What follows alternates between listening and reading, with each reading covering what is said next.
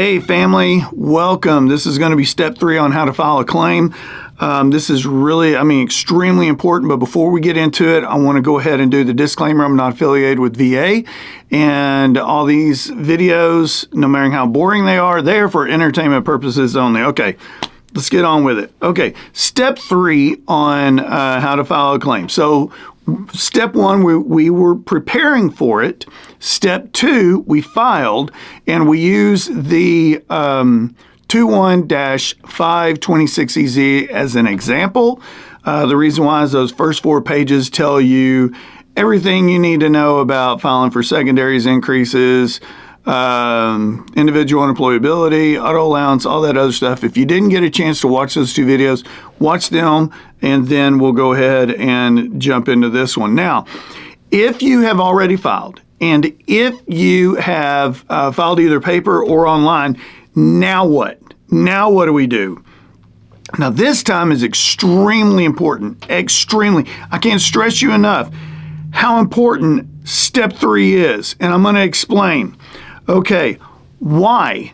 Why do we need this step 3? Well, it's for your future appeals, if you need one, your future increase, your future individual unemployability, if you need, also your health, okay? I'm sorry I'm looking down so much. I actually took some notes because this is going to be really quick, and I didn't want to leave anything out. Okay, so what do? We just filed, and now we're waiting.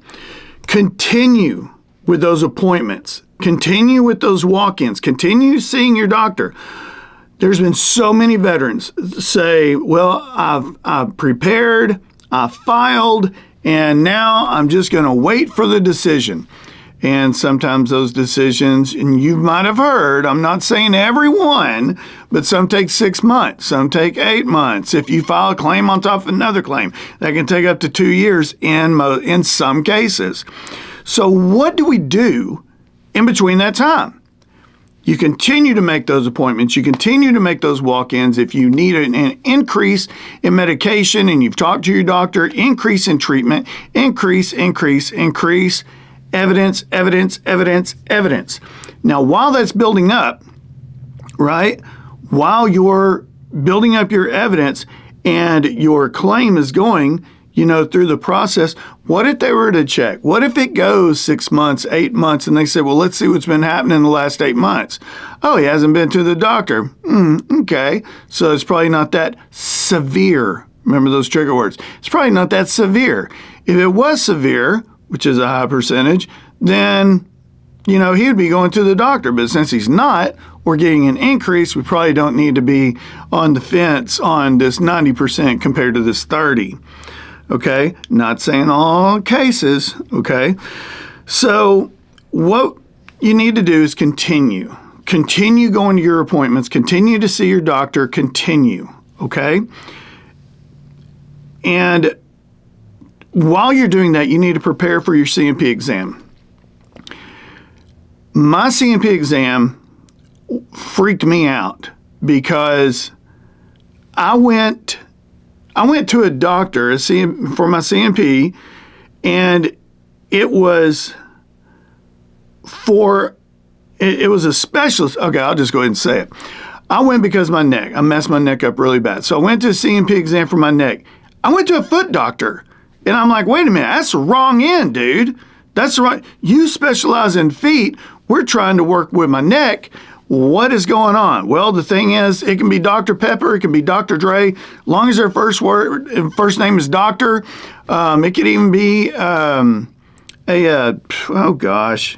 What are they called? Anyway, it could even be a badass nurse. Okay, so I'm just layman's man. Okay, so anyway, we got to prepare for that. How do we prepare? Well, we've got the ECFR 38-1-3417.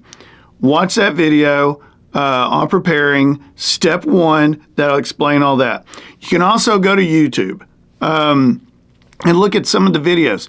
Like, say if you were to go for a back a condition, a back C&P. Just Google C&P back, CMP neck, CMP knees. You'll see a little bit of information on there to get you a better understanding, but I would always go through the ECFR and, navigate your way through that. Another thing is that if you know some veterans who already have their percentage, or even if you just go to the VA, ask them what their CMP exam was like. You don't want to take one person's word for it or even two people, their word for it. Do your homework. Ask around. Also, what you can be doing in the meantime is that if you have a private doctor and you're going while you're waiting, get a Nexus letter from that private doctor, okay? You're just going to need a little bit more kick, okay? And if you can, not all times, but a lot of times or sometimes when a claim is pending and it's going and they're gathering evidence, sometimes they'll take it, sometimes they won't. But still, try to upload and submit that Nexus from that doctor. Okay, now, we got all that over, okay? Now, this is what is crucial, okay? So now, instead of waiting, you have been going to the doctor, right? You've been building up that evidence that we talk about. You've been doing the right thing. You've been doing your due diligence. Okay. Why is it so important? Okay. Let's say you got 94% and they're saying, okay, we're going to get you at 90 because all this evidence that we had or we used or we used is, we stopped taking any evidence, medical evidence, up to the time you filed, okay? Well, since then, you've been going to the doctor. That's going to push you over that 94. So, that's going to be like $1,200 or something more just because you've been going a month. You're going to get that 100%. Not saying I'm guaranteeing that. I'm just saying that let's say you're 30%, it may help you get up to 50 to 60. If you're 60%, it may help you get individual unemployability, which is basically 100%. So that's why you want to keep going. Also, if you need to appeal, you've already got evidence. If you need to eventually file for an increase, you've already started on it. The individual unemployability, boom, that could help you out. Most importantly, your health. Besides that, whenever you are sitting around saying, well, okay, what do I do? I would go ahead and it's really important to go ahead and get on eBenefits and sign up for eBenefits. You go to va.gov or you can just Google eBenefits and it'll take you to the home page to sign up for eBenefits. Do that. Don't forget your password. If you do, write it down, put it on refrigerator magnet behind it or behind a picture, whatever you want to do, because it's kind of a pain to get all that taken care of. But, where you get a password, I don't know any of my passwords. Anyway, that's really about it. I'm trying to see if I'm going to forget anything. I don't want to forget anything. Yeah, but the eBenefits will show you exactly the steps that they're on, whether it's gathering information or preparing for a decision or, we even got you your decision. That one's really it. Step 3, this isn't a long video, but it's extremely important. Let's try to help each other out, take care of each other. Leave some comments, if you would, about your CMP experience, how you prepared for it, and if you have to do it again, what would be some of the things that you would take in consideration before you went? Okay, kind of like a little testimony. Okay, so that's the end of the video. Like, subscribe, helps my channel. And now what I'm going to do is tell you about my experience. Okay, so now we're just talking about experiences. Now we're not, the video's over. We rewind if you didn't get it. Okay, So when I had to get my CMP exam, I was nervous. I was crazy nervous. The anxiety was through the roof. Wasn't getting sleep, wasn't eating. I was just a total disaster. Didn't have YouTube, didn't know about ECFR. I really don't like talking about, my issues. For one, it's personal. Two, it's HIPAA. And I don't want to open that with someone else talking about, their issues and things like that, especially broadcasting it on YouTube. So it was really tough for me to get mine. So I just went in raw. And I didn't know there were resources that could help us. As far as, I didn't think about going and talking to a vet. I didn't think about doing watching YouTube. I didn't think of any of that. Excuse me. And it would have paid off in the end, because I went unprepared and I got a low.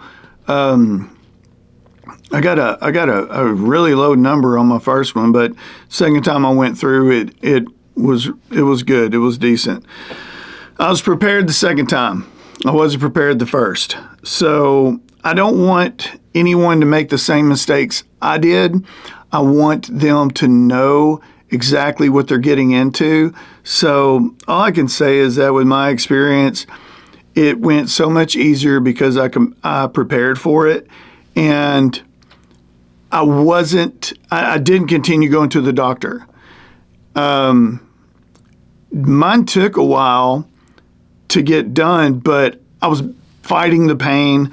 I was self-medicating with like Tylenol and, PMs and stuff like that, blocking the pain. I was doing that myself instead of telling my doctor.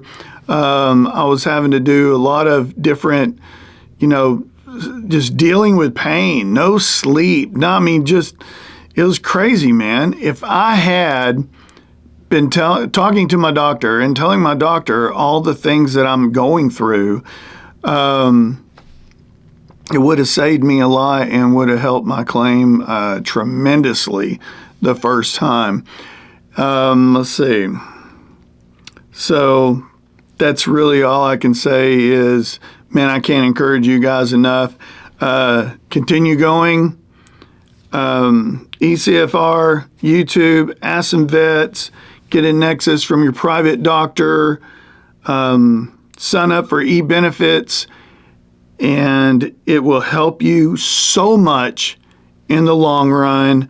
And once again, subscribing to this channel helps. The comments, the likes, the bells, if you want to continue watching these videos, they help tremendously. I thank you for your support, and I hope you find value in this video. Now, I'm going to go ahead and start working on step 4. All right, y'all have a good one.